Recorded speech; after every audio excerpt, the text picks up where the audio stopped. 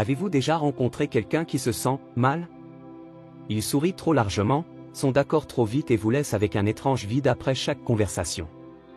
Vous ne pouvez pas vraiment souligner ce qui ne va pas, mais votre instinct vous crie que quelque chose n'est pas réel. Carl Jung a appelé cela le personnage, le masque que les gens portent pour cacher qui ils sont vraiment. Et voici la vérité troublante, la plupart ne l'enlèvent jamais. Pensez à la dernière fois que quelqu'un vous a comblé de compliments qui vous semblaient répétés. Ou le collègue qui acquiesce à toutes les opinions mais ne partage jamais la sienne. Ce ne sont pas seulement des bizarreries, ce sont des signaux d'alarme. Les fausses personnes ne se contentent pas de vous mentir, ils se mentent.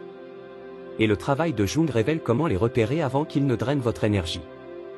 La clé? Surveillez l'écart entre les paroles et les actions. Quelqu'un qui parle sans cesse de loyauté, mais qui disparaît quand on a besoin d'aide. L'ami qui prêche l'honnêteté, mais déforme les histoires à son image. Leurs paroles sont une performance, soigneusement scénarisée pour manipuler la façon dont vous les voyez. Mais voici ce qu'ils ne peuvent pas simuler, la cohérence. Les personnes authentiques ont des défauts, des contradictions et des moments de vulnérabilité. Des contrefaçons? Ils sont polis. Trop polis. Chaque histoire les dépeint comme le héros. Chaque erreur se transforme en triomphe. Si quelqu'un ne trébuche jamais dans son propre récit, il cache probablement quelque chose. Jung a prévenu, les gens feront n'importe quoi, aussi absurde soit-il, pour éviter d'affronter leur propre âme. Et c'est là le cœur de la falsification, éviter la vérité à tout prix. Alors la prochaine fois que votre instinct vous murmure un doute, écoutez. Le masque glisse toujours. Il faut juste savoir où chercher. Écoutez attentivement comment il parle. Les fausses personnes recyclent souvent les phrases qu'elles ont entendues, répétant une sagesse sans profondeur. Ils abandonnent les grands mots « authenticité »,« vulnérabilité »,« croissance », mais leurs yeux restent froids. Jung a appelé cette inflation superficielle, emprunter des idées pour paraître profond tout en évitant une véritable réflexion personnelle. Remarquez quand leurs histoires changent. Un jour, ils prétendront qu'ils ont toujours aimé l'aventure, mais on ne les a jamais vus prendre des risques. La semaine prochaine, ils seront soudainement casaniers dans l'âme. Ce ne sont pas des évolutions, ce sont des contradictions. Les personnes authentiques changent lentement, pour des raisons. Les faux s'adaptent sur place pour impressionner ou manipuler. Faites attention à la façon dont ils gèrent le silence. Les vraies connexions respirent dans les moments calmes. Mais ils feignent la panique, se précipitant pour combler les lacunes avec un charme répété ou un partage excessif soudain. C'est comme s'ils étaient terrifiés par le fait que le silence révèle le vide en dessous. Jung a noté, plus le personnage est brillant, plus l'ombre est sombre. Une personne obsédée par le fait de paraître impeccable cache souvent le chaos. Ils rejetteront les défauts en les qualifiant de bizarreries ou blâmeront les autres pour leurs erreurs. Pendant ce temps, les âmes authentiques sont conscientes de leurs imperfections, car la véritable confiance n'a pas besoin d'être efficace. Surveillez le reflet révélateur de leur regard lorsque vous parlez. Est-ce qu'ils écoutent ou attendent simplement leur tour pour briller? La falsification est un miroir sans teint, ils veulent que vous voyiez leur reflet, mais ils ne vous voient jamais vraiment. Vous vous en éloignez épuisé, comme s'ils siphonnaient secrètement votre vitalité. Jung a décrit ce phénomène comme du vampirisme psychique, des individus qui se nourrissent inconsciemment des émotions des autres pour combler leur vide intérieur. Les connexions authentiques vous donnent de l'énergie, mais les interactions avec de fausses personnes ressemblent à un travail émotionnel. Remarquez comment ils détournent les conversations. Dès que vous partagez une réalisation, ils vous racontent une histoire plus grande, souvent exagérée. Votre douleur est accueillie par une sympathie performative, rapidement redirigée vers leur propre lutte. Chaque échange devient une compétition subtile où il faut dominer. Leur langage corporel les trahit. Des rires forcés qui n'atteignent pas les yeux, des gestes trop dramatiques pour souligner la sincérité, ou une posture raide qui contredit leurs propos désinvoltes. Plus ils essaient de projeter de la chaleur, plus ils apparaissent mécaniques, comme un acteur oubliant ses répliques au milieu de la scène. Jung a observé, la chose la plus terrifiante est de s'accepter complètement. Les fausses personnes ont peur de ce jugement, alors elles créent des personnages pour y échapper. C'est pourquoi leur présence est si troublante, vous ne parlez pas à une personne, mais à un bouclier. Et les boucliers ne réfléchissent pas, ils dévient. Faites confiance à la réaction viscérale de votre corps. Un ventre serré, une mâchoire tendue, ce sont des avertissements provenant de votre inconscient. Les vraies relations circulent. Avec les contrefaçons, vous nagez toujours à contre-courant d'un courant invisible. Une fausse personne accélère souvent les liens émotionnels à un rythme non naturel. En quelques jours, parfois quelques heures, ils partageront de profonds secrets, vous appelleront leur âme sœur, ou vous accableront d'éloges extravagants. Jung a mis en garde contre un faux enchevêtrement, dans lequel quelqu'un fabrique une proximité pour contourner une véritable construction de confiance. Regardez comment ils reflètent vos passions. Soudain, ils adorent votre groupe préféré, partagent vos opinions politiques ou développent des passe-temps identiques, mais leur enthousiasme manque de précision.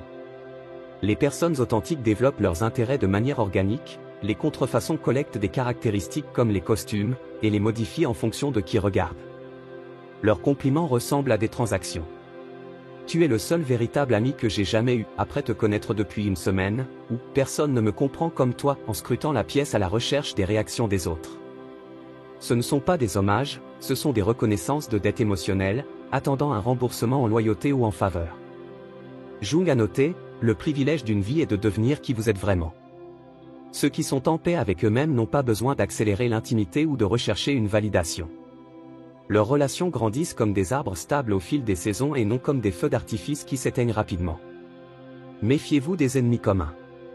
Les faux se lient souvent par une aversion mutuelle, se présentant comme la victime tout en bavardant sur les défauts des autres. Cela crée une solidarité artificielle, mais les véritables liens reposent sur des valeurs partagées et non sur des ressentiments partagés.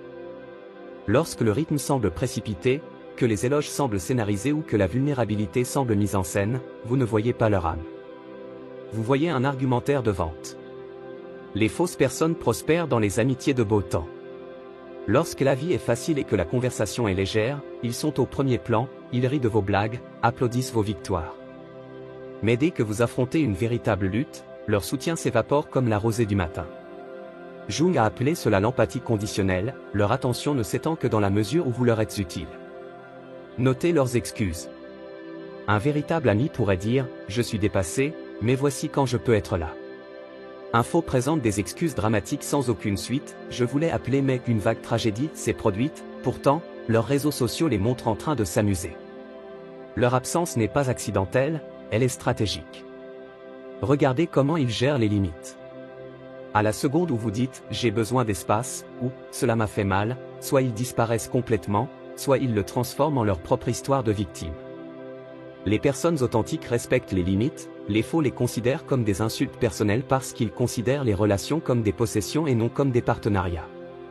Jung a observé, là où règne l'amour, il n'y a pas de volonté de puissance. Les fausses relations sont des jeux de pouvoir. Ils célébreront votre promotion mais seront mécontents de votre succès. Ils vous aideront, de manière à vous maintenir endetté.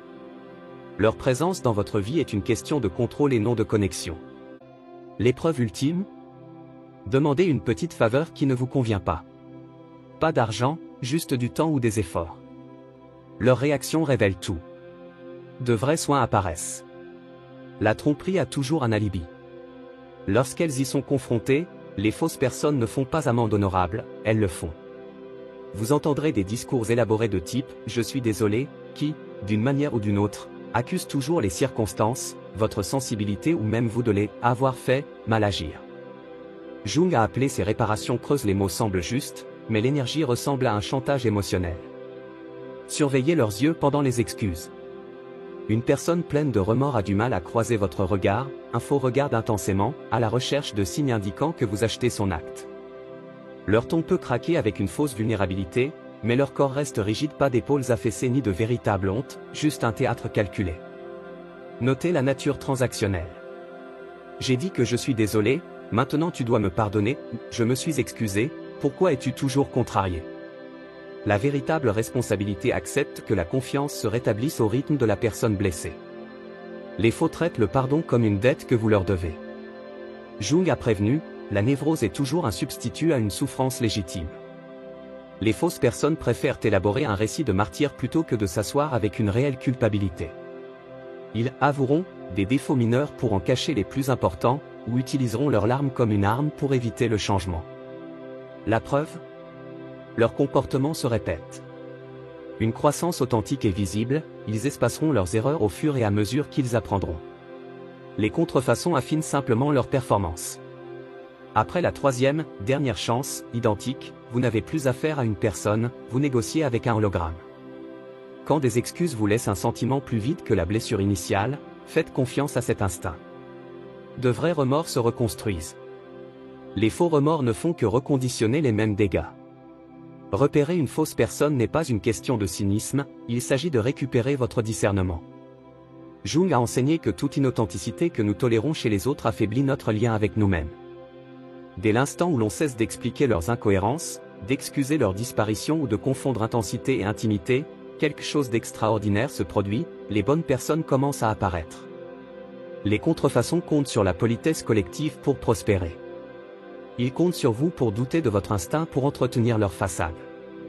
Mais lorsque vous honorez ces alarmes discrètes, lorsque vous refusez de vous contorsionner pour vous conformer à leur récit, leur pouvoir s'évapore. Vous remarquerez à quelle vitesse ils se retirent, avec quelle brusquerie ils vous remplacent. Laissez-les. La plus grande leçon de Jung n'était pas d'analyser les autres, mais de protéger sa propre intégrité. Je ne suis pas ce qui m'est arrivé. Je suis ce que j'ai choisi de devenir. Chaque fausse personne que vous identifiez et libérez n'est pas une perte, c'est un espace libéré pour des relations qui ne nécessitent aucune performance, aucun soupçon, aucune remise en question. Alors la prochaine fois que les paroles de quelqu'un sonnent creux, lorsque sa présence vous épuise, lorsque ses excuses ont le goût de poussière, éloignez-vous sans explication. Votre paix vous remerciera. Votre futur moi reconnaîtra cela comme le moment où vous avez arrêté de collecter des signaux d'alarme et commencé à construire des limites.